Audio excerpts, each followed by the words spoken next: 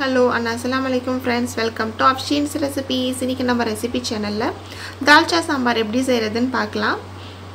அதுக்கு முதல்ல பருப்பு வேக வைக்கணும். அதுக்கு நான் வெங்காயம், தக்காளி, 4 பல்லு பூண்டு, கொஞ்சம் கறி துண்டு, துவரம் பருப்பு, 2 பச்சை மிளகாய் எடுத்து வச்சிருக்கேன். இது கூட நம்ம போட்டு வேக வைக்க ஒரு 3 இன்ச் பட்டை, 3 கிராம்பு, 3 ஏலக்காய் எடுத்து வச்சிருக்கேன்.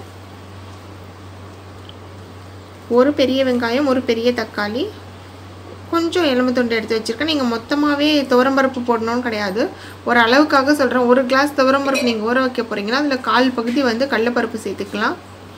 இப்போ இது எல்லாத்தையும் நான் குக்கருக்கு மாற்றிக்கிட்டேன். இது ஃபுல்லாக வைக்கிற அளவு நீங்கள் 6-7 விசில் வச்சு எடுத்துக்கலாம். இதில் நம்ம போடுறதுக்கு நிறைய காய்கறிகள் வேணும், நிறைய வெரைட்டி ஆஃப் வெஜிடபிள்ஸ் போட்டால் தான் நல்லா டேஸ்ட்டாக இருக்கும். அதுக்கு நான் கோவக்காய், கத்திரிக்காய், கேரட்டு, பீன்ஸு, சுரைக்காய், வாழைக்காய், எல்லாமே, கருணைக்கிழங்கு எல்லாமே எடுத்திருக்கேன். இன்னும் மாங்காய் கிடச்சிதுன்னா போடுங்க, அந்த ஒட்டு மாங்காய் சொல்லுவாங்களே அந்த மாங்காய் சேர்த்துக்கிட்டிங்கன்னா ரொம்ப சூப்பராக இருக்கும்.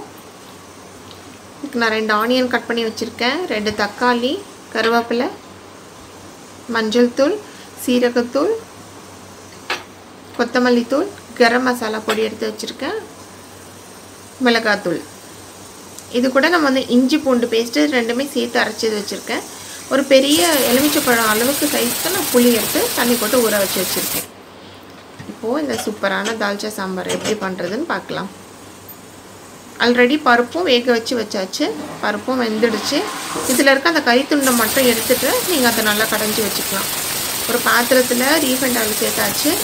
இதில் வெங்காயமும் கருவேப்பிலையும் போட்டுட்டேன். நம்ம நார்மலாக சீரகம்லாம் போட்டு தாளிப்போம் இல்லையா, அப்படிலாம் தாளிக்க தேவையில்லை, இது அப்படியே சேர்க்கலாம். இதுலேயும் நம்ம சால்ட்டும் ஆட் பண்ணிக்கலாம். அப்போ தான் வெங்காயம் கொஞ்சம் சீக்கிரமாக வதங்கும்.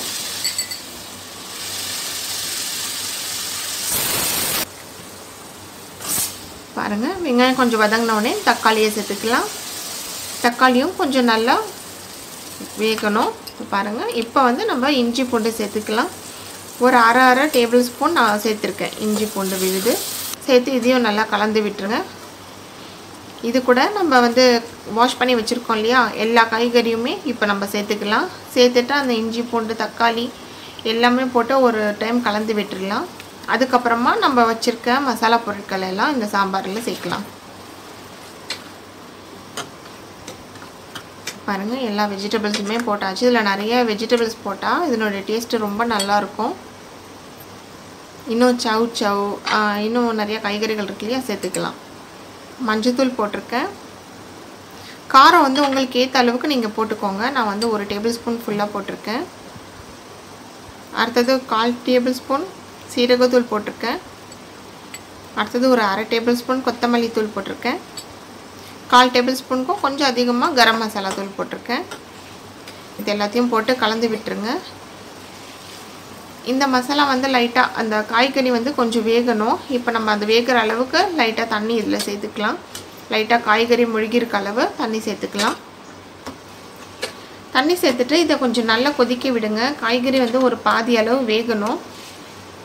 பாதி அளவு வெந்ததுக்கப்புறமா நம்ம வச்சுருக்கோம் இல்லையா, பருப்பு கடைஞ்சி வச்சுருக்கோம் இல்லையா, அந்த பருப்பு அந்த கறி துண்டை நம்ம இது கூட சேர்த்துடலாம். பாருங்கள், இது நல்லா கொதிச்சிருச்சு. இப்போ நம்ம இது கூட இந்த எடுத்து வச்சுருந்த கறி துண்டு சேர்த்துக்கலாம். இன்னும் அதிகமாகவும் சேர்த்துக்கலாம். எலும்புலாம் கேட்டால் தனியாக தருவாங்க, அதை வாங்கி நல்லா சேர்த்துக்கிட்டால் இன்னும் நல்லா வாசனையாக இருக்கும். இப்போ இந்த பருப்பு இந்த கறி துண்டு எல்லாத்தையும் போட்டு சேர்த்து மிக்ஸ் பண்ணி விட்டு இதையும் கொஞ்சம் நேரம் அப்படியே கொதிக்க விடலாம். இது கொஞ்சம் நேரம் நல்லா கொதிச்சதுக்கப்புறமா நம்ம வச்சுருக்கோம் இல்லையா புளி தண்ணி கரைச்சி வச்சுருக்கிறது, அதை நம்ம இது கூட ஆட் பண்ணிக்கலாம். இந்த காரம், உப்பு, புளி எல்லாமே ரொம்ப கரெக்டான ஒரு ரேஷியோவில் வரணும். எந்த அளவு புளி தேவையோ டேஸ்ட் பார்த்துட்டு நீங்கள் ஆட் பண்ணிக்கோங்க. இவ்வளோதாங்க. இதில் இது 3மே ஆட் பண்ணியாச்சு. ஒரு சில பேர் இதில் தேங்காய் பால் ஆட் பண்ணுவாங்க, நான் ஆட் பண்ணலை. தேங்காய் பால் ஆட் பண்ணாமலே இது ரொம்ப சூப்பராக தான் இருக்கும். இதை இன்னும் கொஞ்சம் நேரம் கொதிக்க விடணும். இது ரொம்ப தண்ணியாக இருக்கக்கூடாது, கொஞ்சம் கெட்டி பதத்துக்கு வரணும். அந்தளவு இதை கொஞ்சம் கொதிக்க விடணும். பாருங்கள், சூப்பரான தால்ச்சா ரெடி ஆகிடுச்சு. நல்லா நான் சொன்ன பதம் இதுதான். இந்த அளவு வந்திருக்கு. ரொம்ப வாசனையாக இருக்கும், ரொம்ப டேஸ்ட்டாக இருக்கும். பலவு சாதத்தில் போட்டு சாப்பிட்டோன்னா இதுக்கு ஈக்குவல் வேறு எதுவுமே இருக்காது. ரொம்ப நல்லாயிருக்கும் இந்த ரெசிபி. நீங்கள் கண்டிப்பாக வீட்டில் ட்ரை பண்ணுங்கள். இது எப்படி இருக்குன்னு சொல்லிட்டு எனக்கு கமெண்ட் பண்ணுங்கள். என்னுடைய சேனல் உங்களுக்கு பிடிச்சிருந்தா லைக் பண்ணுங்கள், ஷேர் பண்ணுங்கள், சப்ஸ்கிரைப் பண்ணுங்கள்.